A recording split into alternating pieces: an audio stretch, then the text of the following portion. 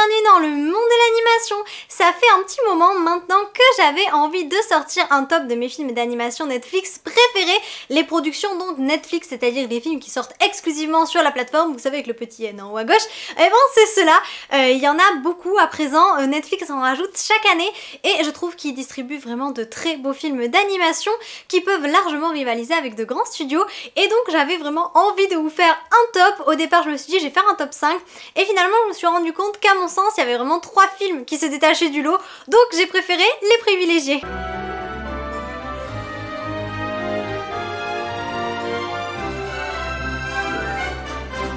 Alors, comme je vous le disais, dans ce top, j'ai vraiment mis mes films d'animation Netflix préférés. Après, ce top reste 100% subjectif. À mon sens, ce sont les 3 meilleurs films d'animation Netflix. Après, libre à vous d'avoir un top complètement différent du mien. Ces films, je les ai tous vus et re-revus. Je pense que je les ai à peu près tous vus une dizaine de fois. Si je ne dis pas de bêtises, allez, peut-être pas tous, mais il y en a certains que j'ai vus une dizaine de fois. Donc voilà, ce sont des films que j'affectionne particulièrement. Les 3 films dont je vais vous parler ont tous été nominés aux Oscars. Malheureusement, aucun d'entre eux n'a été lauréat. Très difficile toujours de rivaliser contre du Pixar et du Disney. Bref, on va commencer ce top donc avec la 3e place. Alors en 3e position, j'ai décidé de mettre le film d'animation Klaus qui est sorti en 2019. Le film d'animation qui raconte donc l'histoire, la création, la légende du Père Noël. Il est réalisé par Sergio Pablos. Sergio Pablos qui est donc réalisateur, scénariste et producteur sur le film, il y a mis toute son âme, et qui a précédemment travaillé sur des films que l'on connaît bien, notamment des films d'animation Disney comme Le Bossu Notre-Dame, Hercule, même La Planète au Trésor, et il a aussi travaillé sur Les Mignons et sur Moi Moche et Méchant. Ça ce sont deux univers que je ne connais pas du tout, j'aime pas trop, et il avait également travaillé sur Rio, donc pour les studios Blue Sky. Klaus, déjà si vous ne connaissez pas le film, courez le voir, c'est un film d'animation magnifique. C'est un film d'animation déjà d'un point de vue graphique qui se détache un petit peu des films d'animation qu'on a l'habitude de voir aujourd'hui, à l'heure où la synthèse pure et dure prend énormément de place, que ce soit de la part des gros studios comme Disney, comme DreamWorks, ou même des plus petits. Maintenant tout le monde se met à la synthèse et on a perdu la 2D, alors Klaus reste malgré tout fait en 3D, mais même si des modèles 3D ont été utilisés, les animateurs ont suivi un processus d'animation 2D, c'est-à-dire que même si les personnages et les objets sont en synthèse, eh bien ils ont été éclairés à la main en la version 2D, donc ça rend vraiment très très bien. Je crois que c'est une des choses que je préfère dans le film de Klaus, ce sont ces graphismes avec cette animation 3D mais avec un effet 2D. Et pour celles et ceux qui ne connaîtraient pas du tout l'histoire, Klaus c'est une histoire un petit peu particulière, c'est pas les histoires du Père Noël qu'on a vraiment l'habitude de voir en temps normal, parce que Klaus n'est pas tellement le héros du film, c'est surtout Jasper.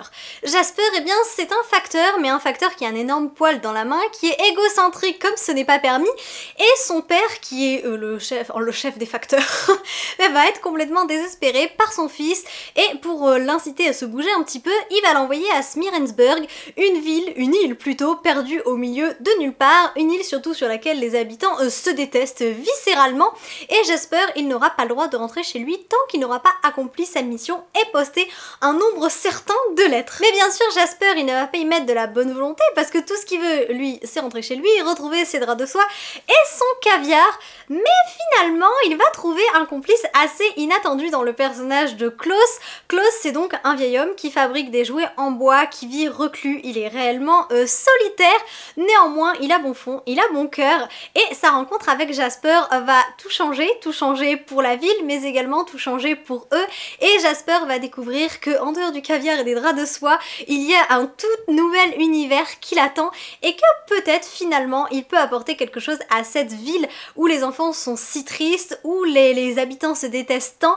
Et au-delà en fait de sa mission de poster du courrier, il va se rendre compte qu'il y a des choses plus importantes et qu'il peut réellement peut-être trouver sa place sur cette île perdue de Smeerensburg. Alors je trouve vraiment que parmi les films de Noël, Klaus c'est peut-être le meilleur. Bon, il y a les 5 légendes ne se passent pas à Noël, c'est encore autre chose, mais pour moi les 5 légendes et Klaus ce sont vraiment 2 films qui sont devenus presque, alors j'allais dire intemporels. Klaus il est seulement sorti en 2019 donc il reste relativement récent, mais pour moi c'est devenu un incontournable, ça fait donc 6 ans à présent qu'il est sorti et je le regarde chaque année à Noël et ça m'arrive même de le regarder en dehors de Noël parce que c'est un très beau film. J'aime énormément le personnage de Jasper qui a une grande évolution. Je l'avais déjà dit, je crois que c'était sur mon avis pour Ultraman Rising, mais j'aime bien les personnages qui ne sont pas parfaits, j'aime les personnages qui au départ ont vraiment pas un mauvais caractère mais qui ont parfois un peu trop d'ego, qui en fait n'ont pas finalement trouvé leur place et qui petit à petit au fil du film vont évoluer. Je crois que c'est le type de personnage que je préfère quand il y a une grosse évolution du personnage. C'est intéressant de les voir se métamorphoser et de voir surtout quel est le processus, comment ils vont changer leur avis sur eux-mêmes ou sur ce qui les entoure. Et Jasper c'est vraiment ça comme personnage. Au départ on adore le détester et on a fin, je crois qu'on adore l'adorer et j'ai trouvé que sa relation avec Klaus était particulièrement touchante. Il y a énormément de pudeur et de retenue entre eux mais il y a une belle amitié qui va se créer et c'est ce que j'ai beaucoup apprécié.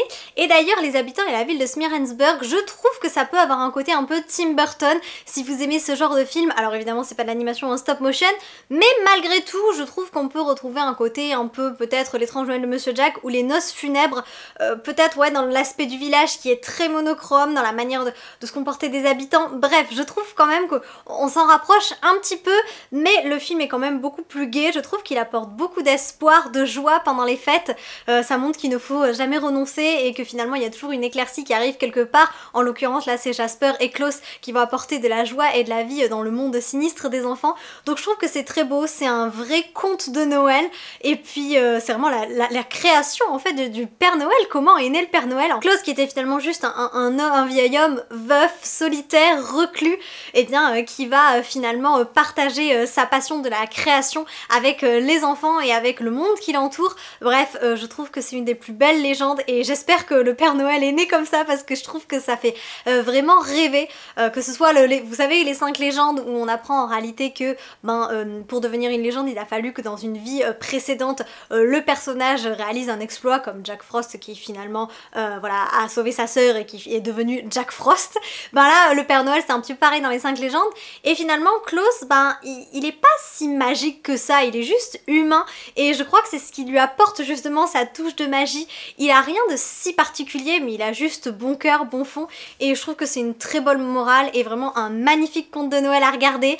Je regrette qu'il n'ait pas obtenu l'Oscar cette année-là puisqu'il a été nominé aux Oscars 2020 dans la catégorie du meilleur film d'animation. Malheureusement, comme je le disais, Pixar, Disney, ils ne sont jamais loin et cette année-là, c'est Toy Story 4 qui a emporté l'Oscar. Soyons honnêtes, je trouve que Toy Story 4 ne méritait pas l'Oscar, mais bon, c'est encore un autre débat. Et il y avait également Dragon 3 aussi, Le Monde Caché, qui aurait pu, à mon sens, le mériter, qui méritait largement plus que Toy Story 4.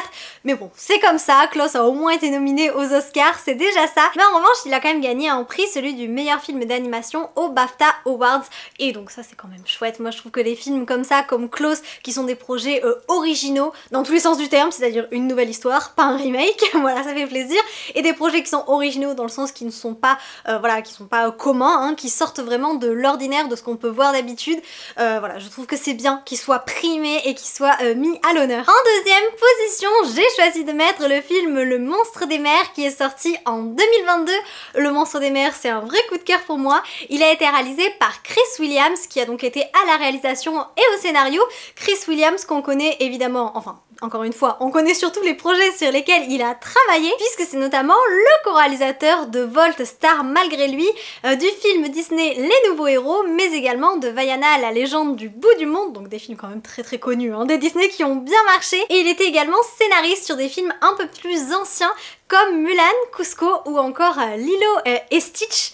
Le Monstre des Mers, donc, eh bien, clairement, si vous aimez Dragon, si vous aimez la saga Dragon des studios DreamWorks, il y a de fortes chances pour que vous accrochiez avec Le Monstre des Mers.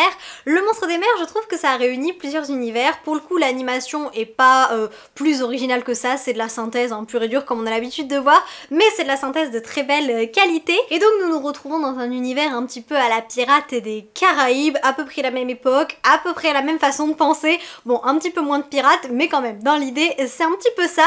Et donc nous faisons la rencontre de Jacob Holland. Jacob Holland, c'est donc un tueur de monstres, c'est un des meilleurs de son espèce.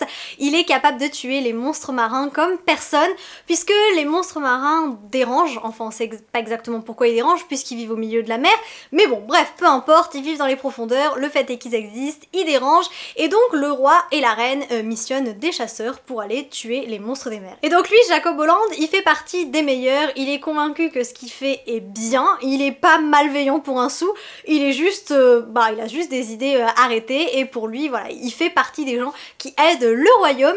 Mais tout va un petit peu changer avec l'arrivée de Maisie Bramble, qui est donc une petite fille qui est orpheline, et elle, ses parents, eh bien, sont décédés à bord d'un bateau, justement, ils étaient également chasseurs, et elle s'intéresse beaucoup aux monstres, elle a envie de vivre une aventure, malgré tout, même si ses parents sont décédés à cause des monstres marins, elle a quand même, en fait, la curiosité et l'envie de voir quels sont ces monstres, qu'est-ce qui se passe vraiment en mer, et elle va convaincre est un bien grand mot, elle va embarquer clandestinement sur le bateau de Jacob, après lui avoir demandé de l'embarquer à bord. Finalement, elle va s'infiltrer sur le bateau, sans lui demander son avis, et le capitaine qui va finalement après la trouver à bord va accepter de la garder, même si en soi il a pas vraiment le choix parce qu'ils sont au milieu de la mer, et le capitaine a lui-même recueilli Jacob quand il était enfant, il le considère comme son fils, et si Jacob a des idées qui peuvent un petit peu évoluer, clairement le capitaine il est à l'ancienne, et pour lui chasser des monstres c'est toute sa vie. Mais toute cette vie bien rangée des forbans des mers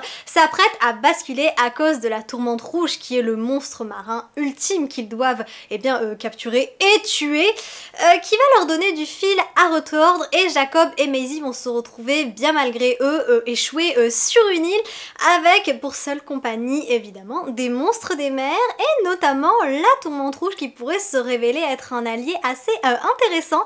Et là honnêtement on est sur un film très dragon, je l'ai déjà dit, mais pour moi c'est une vraie inspiration dragon. Nous sommes sur des créatures qui effraient, des créatures que les personnages vont aller tuer sans vraie raison apparente finalement, et Maisie c'est un peu la Harold, hein, la Harold des mers, on va dire ça comme ça, et Maisie elle se dit que finalement ces créatures méritent peut-être qu'on s'intéresse à elles, et qu'elles peuvent être peut-être même leur salut, parce qu'elle se dit que elles sont finalement pas mauvaises et que même les héros peuvent commettre des erreurs, et si Jacob s'est fourvoyé toute sa vie, c'est peut-être juste qu'il avait pas les bonnes informations sur ces créatures et qu'il n'a jamais cherché à les connaître et à les découvrir. Donc c'est une très belle histoire, clairement qui parle de protection animale, parce qu'on peut vraiment faire le lien, que ce soit les dragons ou les monstres, ça peut très bien se rapporter à la protection animale, hein. Moi je suis très investie dans la protection animale, donc forcément ce sont des sujets qui me touchent particulièrement, mais là avec Maisie je trouve qu'on redécouvre en fait la relation, là en l'occurrence homme-monstre, mais c'est une très belle histoire, et surtout une belle histoire entre Maisie et Jacob. Jacob qui n'a jamais été papa, qui je pense ne s'attendait pas spécialement à s'attacher à cet enfant, et qui finalement ferait n'importe quoi pour elle. C'est une des plus belles histoires père-fille qu'on peut retrouver dans un film, vraiment c'est très touchant, et d'ailleurs il y a une scène qui m'a particulièrement marquée, alors je spoil un petit peu, désolée si vous ne l'avez pas vue, mais il y a une scène où Maisie va être gravement blessée et où Jacob va lui donner son sang, elle va être transfusée avec le sang de Jacob directement, et je trouve que cette scène est d'une beauté.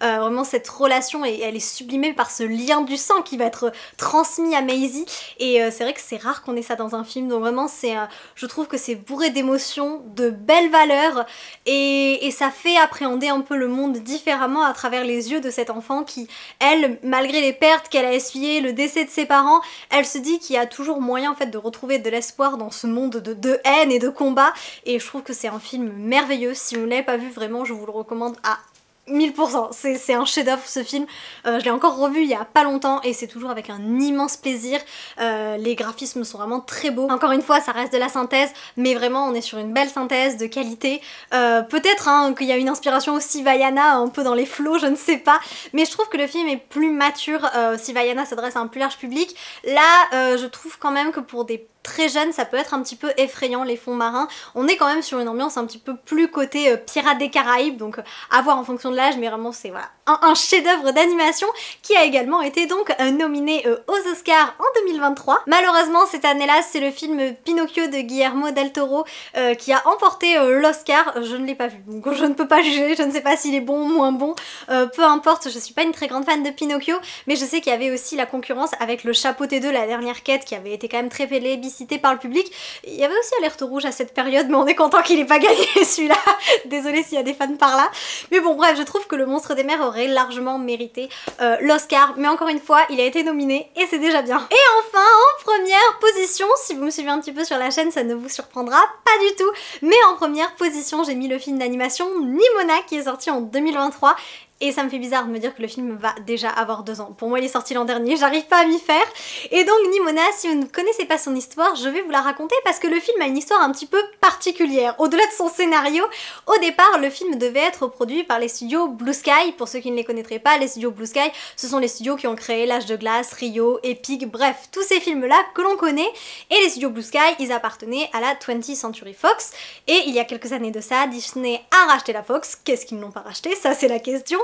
Et en 2021, ils ont décidé de faire fermer les studios Blue Sky qui leur appartenaient donc, et le film de Nimona était terminé aux 3/4 pratiquement. Les réalisateurs avaient énormément travaillé dessus, enfin toute l'équipe du film, donc le film devait sortir, il était pratiquement achevé et tout d'un coup les studios ont fermé, donc le film n'a tout simplement pas vu le jour. À l'époque d'ailleurs, le réalisateur du film était Patrick Osborne qui a été animateur sur des films Disney qu'on connaît bien, notamment Réponse, La Reine des Neiges, Les Nouveaux Héros, il avait même été animateur sur Narnia, le tout premier volet, et donc forcément quand le studio a fermé, comme le projet est tombé à l'eau, lui il a été un peu évincé du projet puisque sur le moment il n'y avait plus rien à faire du film, et c'est que l'année suivante Annapurna Pictures a décidé de reprendre le film, et là ils ont nommé 2 nouveaux réalisateurs pour tout reprendre. En réalité je crois que le projet a été repris pratiquement dans son intégralité, et ont donc été nommés à la réalisation Nick Bruno et Troy Kane, et ce qui fait très plaisir c'est que ces 2 réalisateurs ont tous les 2 travaillé pour les studios Blue Sky, donc ça c'est chouette, il reste quand même un petit peu de Blue Sky dans Nimona. Ils avaient d'ailleurs précédemment travaillé ensemble sur le tout dernier film des studios Blue Sky puisqu'ils étaient co-réalisateurs du film Les Incognitos, et également de leur côté ils avaient travaillé sur d'autres projets puisque Nick Bruno avait notamment travaillé sur L'Âge de Glace 5, Les Lois de l'Univers. Quant à Troy Kane, il avait été animateur pour plusieurs projets Disney, mais des suites, comment ça s'appelle, les Toon Studios si je dis pas de bêtises. Il avait donc travaillé sur Cusco 2, La Belle et la Bête 2, Les 101 Dalmatiens 2, et aussi le film Titan AE qui est complètement oublié mais que j'adore. Voilà, donc ils avaient tous les 2 quand même un bon passif dans le cinéma d'animation. Il faut savoir qu'il s'agit d'une adaptation du roman graphique éponyme de N.D. Stevenson, et d'ailleurs j'en avais fait une vidéo, je vous la mets là si ça vous intéresse, où j'avais, alors 100% spoil, où j'avais comparé tout le livre au film, enfin toute l'adaptation voilà, du livre au film. Et donc si vous ne connaissez pas l'histoire de Nimona, je vous encourage bien sûr vivement à regarder le film, mais je vais un petit peu quand même vous expliquer de quoi parle ce film et finalement le livre, puisqu'il y a quand même d'énormes similitudes entre les 2. Dans ce film, nous faisons la rencontre de Ballister et d'Ambrosius, 2 chevaliers qui travaillent pour le royaume, qui travaillent pour la reine. Ambrosius, c'est un chevalier qui descend directement de Glorette, un peu là, comme une déesse. C'est une femme qui vénère tous parce qu'elle a tué les monstres qui venaient dans la ville, et donc c'est une légende, voilà, qui est représentée par une immense statue. Et Ambrosius est un descendant direct de Glorette, donc pour lui c'est normal d'être un chevalier et de protéger le royaume. Quant à Ballister, c'est un orphelin qui a fini par faire ses preuves et qui va être adoubé chevalier. Il manque beaucoup de confiance en lui, mais il est très fier d'en être arrivé là, et il faut savoir qu'il a une très belle relation romantique avec Ambrosius, mais une relation qui va être très vite mise à mal par les péripéties qui vont se produire dans le royaume, car en effet Ballister va malencontreusement tuer la reine. Il est innocent et bien sûr tout le monde va le prendre pour un meurtrier, et donc Ballister va se retrouver seul et il va tout faire pour être innocenté et pour surtout prouver à Ambrosius qu'il n'a jamais commis un tel crime, qu'il est innocent. Et pour ça, il va avoir l'aide inattendue de Nimona. Nimona, c'est une jeune fille qui a des pouvoirs très particuliers. Elle peut prendre l'apparence de tout et de n'importe quoi, elle peut se transformer. C'est une métamorphe qui va proposer son aide à Ballister. Elle va aller le rencontrer et elle va vouloir devenir son acolyte. Et Ballister va se retrouver un petit peu perdu face à cette situation qu'il ne maîtrise pas, entre le fait de devoir être innocenté, perdre l'amour de sa vie et en plus se coltiner une gamine métamorphe. Le pauvre chevalier va être complètement submergé partout, mais heureusement il va pouvoir compter sur Nimona qui a une volonté d'acier et qui ne renonce jamais. Nimona, c'est un film d'animation magnifique, il fait partie de mes films d'animation préférés. C'est un film qui véhicule pour moi les plus belles valeurs qu'on peut trouver dans un film, d'animation ou même dans un film en général. Nimona, bien sûr, le premier sujet qu'il aborde, c'est la différence à travers Nimona principalement, même si en Ballister aussi, un petit peu quand même à part et vit dans son monde, mais Nimona incarne la différence en elle-même et elle montre combien en fait c'est difficile d'être intégré dans la société quand on a une particularité, quand on est différent, à quel point on peut être vite rejeté. Et il y a un aspect psychologique qui est très intéressant, ça parle énormément de harcèlement. Moi je l'ai déjà dit, mais j'ai été harcelée toute ma scolarité, donc forcément je suis beaucoup plus sensible à ce type de sujet là, et je trouve que Nimona aborde ça avec brio. Ça montre même à quel point le harcèlement peut être destructeur et à quel point les victimes de harcèlement peuvent en arriver à des extrémités auquel on aimerait ne jamais penser. Et Nimona, il aborde tous ces sujets-là, je trouve, avec déjà beaucoup de justesse, mais également avec humour. Le film n'est pas lourd, on n'a pas l'impression de vivre un drame, pas du tout. Nimona est pleine de vie, elle est gaie, elle est enjouée, elle est dynamique, et je trouve que c'est vraiment parfait parce que le film arrive à lier aussi bien l'humour que l'émotion, et donc tous les messages passent, mais voilà, on n'a pas l'impression que non plus ils ont voulu nous bourrer le crâne avec ça. Ils montrent juste que la différence au final est une force et que les gens ont peur de la différence en général, et que parfois on va être harcelé parce qu'on est différent, mais parce que les gens finalement ne nous connaissent pas, ils ne connaissent pas la particularité qu'on peut avoir, et donc finalement la différence ça fait peur, et c'est ce que montre le film de Nimona. C'est également un film qui met la communauté LGBTQIA+ en avant, notamment avec Nimona que je pense qu'on pourrait considérer comme gender fluide, puisqu'elle peut aussi bien prendre l'apparence d'une femme que celle d'un homme. Enfin du moins elle se transforme en petit garçon et elle le dit clairement qu'elle est un garçon juste pour cette journée-là. Donc je pense qu'on peut considérer Nimona comme un personnage gender fluide si je ne dis pas de bêtises. Et puis la relation d'Ambrosis et Ballister, un de mes couples préférés, franchement j'ai craqué, j'avais même fait un montage dessus tellement que je les adore tous les deux. C'est très rare de voir un couple homosexuel dans les films d'animation, dans les films en général il n'y en a pas des masses, mais dans les films d'animation, à moins de regarder des animés yaoi, il y en a très peu, donc franchement moi je les adore. Donc je trouve que c'est vraiment un film parfait, Nimona, vraiment sur tous les points.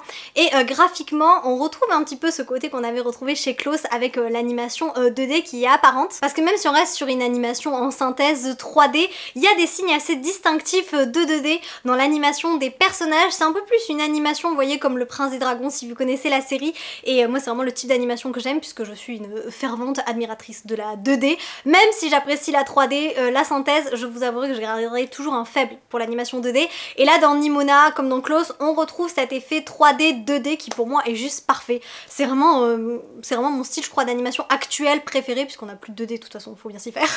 Donc là cette animation 3D avec des effets 2D, ça donne énormément de charme au film, et clairement Nimona pour moi c'est un sans faute à tous les points de vue, que ce soit sur l'histoire, sur les sujets traités, sur la romance, sur les différences, sur le harcèlement, sur les graphismes, bref, même les musiques choisies elles sont super chouettes. Donc vraiment je pense que Nimona on ne peut que passer un bon moment devant ce film. Après pas pour les tout petits non plus, je sais qu'il y a des parents qui ont montré le film à des enfants de 6-7 ans. Après, à mon sens, c'est un petit peu jeune quand même. Alors évidemment, les enfants n'auront pas ne vont pas comprendre tous les éléments qu'adultes nous on voit, mais je trouve quand même que le film, ouais, peut-être à partir de 8-9 ans, je trouve que c'est mieux parce que les thématiques abordées restent quand même un petit peu sombres, même si le film est très coloré, très gai, même s'il y a beaucoup d'humour. Je pense que pour apprécier le film, il faut être voilà, peut-être 8-9 ans, mais en tout cas, voilà, c'est un très beau film d'animation, et si vous ne l'avez pas vu, bien sûr, je vous le recommande à 1000%, il fait vraiment partie de mes films préférés. préférés et je suis tellement heureuse qu'il ait vu le jour parce que bah j'adore les studios Blue Sky, clairement je resterai toujours nostalgique de cette période. J'avais même eu l'opportunité de voir une exposition Blue Sky, les arts ludiques à Paris à l'époque et vraiment c'est voilà, épique. La bataille du royaume secret, c'est mon film d'animation préféré et j'adore le jeu de glace aussi. Donc vraiment c'est des studios que j'affectionne énormément. Je suis très déçue qu'ils aient fermé vraiment et le fait que Nimona ait quand même réussi à sortir, bien sûr d'une manière différente, mais qu'il soit enfin là, bah, j'en suis ravie et je pensais pas autant aimer le film, donc pour moi ça clôture un peu à merveille on va dire bien la sphère des studios Blue Sky. Je parlais tellement avec enthousiasme du film que j'ai complètement oublié de parler des Oscars et des nominations. Donc le film de Nimona a été nominé aux Oscars pour le meilleur film d'animation en 2024. Malheureusement il n'a pas emporté l'Oscar parce qu'il a perdu face au film Le Garçon et le Héron d'Hayao Miyazaki. C'était assez prévisible. Il y avait d'ailleurs Élémentaire qui avait été nommé cette année-là également et je suis juste très contente que Nimona a été nommé. C'est un film quand même qui est très inclusif avec beaucoup de représentation et même s'il n'a pas gagné, le fait qu'il ait été nominé déjà moi ça me rend vraiment très heureuse. Et même s'il n'a remporté aucun prix, il avait également été nominé au festival d'animation d'Annecy ainsi qu'au GLAAD Media Awards. Donc voilà, 3 nominations pour Nimona, même s'il n'est pas vainqueur, moi je trouve que c'est toujours bien que le film ait été un peu mis en avant. Et bien voilà pour mon top 3 des films d'animation Netflix. Dans les commentaires, n'hésitez pas vous à me donner votre top 3 des films d'animation Netflix, tous les films vraiment Netflix avec le petit N en haut à gauche, parce qu'évidemment Netflix poste plein, enfin poste, on dirait que c'est vidéo YouTube. Netflix diffuse beaucoup de films, mais pas seulement des films, voilà, production originale Netflix. Et donc n'hésitez pas à me dire vous quels sont vos films Netflix préférés. Il y en a plein d'autres que j'adore, notamment Scrooge, Un méchant de Noël. Bref, je sais qu'il y a de très beaux films aussi sur Netflix, mais voilà, ces trois là pour moi ils se détachent du lot. En espérant vous avoir apporté un peu de magie, à bientôt.